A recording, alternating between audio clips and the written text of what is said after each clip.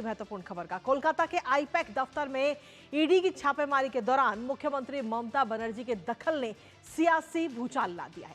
पहले ये लड़ाई पश्चिम बंगाल तक ही सीमित थी, पर अब ये दिल्ली तक भी पहुंच चुकी है। जी हां, ईडी और ममता सरकार के बीच चल रही जंग अब देश की सर्वोच्च अदालत की दहलीज पर पहुंच चुकी है।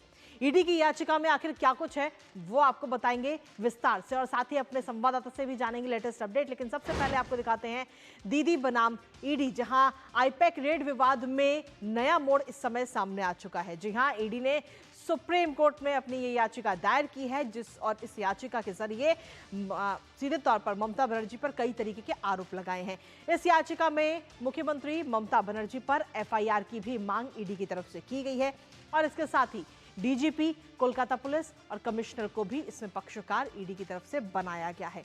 ममता सरकार हालांकि पहले ही कैविएट इसको लेकर जारी कर चुकी है, अपना दायर कर चुकी है, और जहां सुनवाई का मौका दिए बिना आदेश नहीं पारित होगा, ये बात कही जा रही है। तो सीधे तौर पर दीदी बनाम ईडी इस समय नजर आ रहे हैं, और इससे पहले अगर हम देखें तो जो पूरा घटनाक्रम सामने आया, उस पूरे घटनाक्रम के बाद में ईडी की तरफ से कई बड़े आरोप ममता बनर्जी, जो कि मुख्यमंत्री हैं पश्चिम बंगाल की, उनके ऊपर लगाए गए हैं। आखिर ईडी की तरफ से कौन कौन से ये बड़े आरोप लगाए गए हैं, एक नजर उन पर डाल लेते हैं। ईडी की तरफ से आरोप लगाए गए आईपैक जांच में बाधा डाली गई है, और साथ ही सबूतों से छेड़छाड़ ममता बनर्जी ने की है, ये आरोप इस वक्त ईडी की तरफ से लगाए गए हैं। इसके साथ ही जो सबूत है वो सबूत मिटाने की कोशिश की गई, अधिकारियों को धमकाया गया। तो ईडी के जो अधिकारी हैं उनको धमकाया गया, ये भी आरोप इस समय ईडी लगा रहा है। हालांकि सुप्रीम कोर्ट में फिलहाल ये याचिका दायर की गई है। और सीधा रुख करेंगे इस वक्त हमारे संवाददाता का, सौरभ इस वक्त हमारे साथ जुड़ गए हैं ताजा अपडेट के साथ, सीधा उनके पास चलते हैं।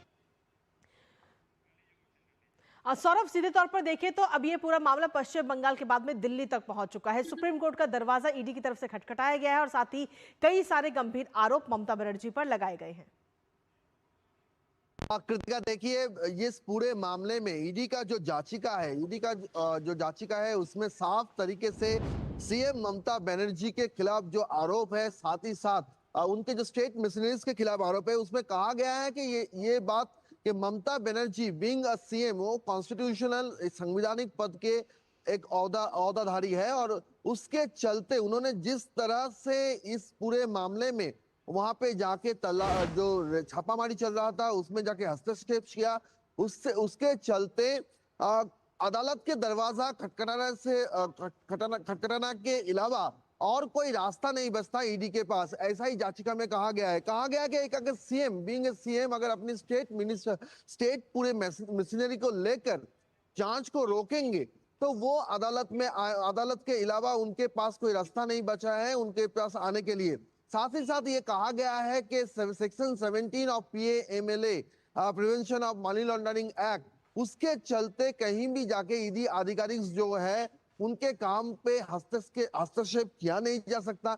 यहाँ पे सिर्फ हस्तक्षेप किया नहीं गया, स्टेट पुलिस के सहयोग में पूरे जो डॉक्यूमेंट्स थे वो डॉक्यूमेंट्स छीना गया, जो इलेक्ट्रॉनिक डिवाइसेस थे उसको जब्त किया गया, और साथ ही साथ जो आधिकारिक है उनके खिलाफ एफआईआर तक दायर किया गया। जो रक्षा कवच ईडी ऑफिसर्स को मिलते हैं उसके हिसाब से ऐसा होना नहीं चाहिए। उन्होंने कहा कि जो पीएमएलए एक्ट है उसके हिसाब से ही वो लोग कहीं पे जाके सर्च कर सकते हैं, कहीं पे जाके अगर मनी लॉन्ड्रिंग एक्ट के तहत वो वहां का सील ब्रेक कर सकते हैं। लेकिन यहाँ पे जिस तरह से डराया धमकाया गया, उसके चलते ही उन्होंने कहा कि सुप्रीम कोर्ट के अलावा और कोई रास्ता नहीं बचता उनके पास, इसलिए वो सुप्रीम कोर्ट में याचिका दायर किया है, ऐसा रिट पिटीशन में कहा गया है। कृतिका, चलिए, बहुत बहुत शुक्रिया सौरभ, तमाम अपडेट्स और जानकारी साझा करने के लिए हमारे साथ।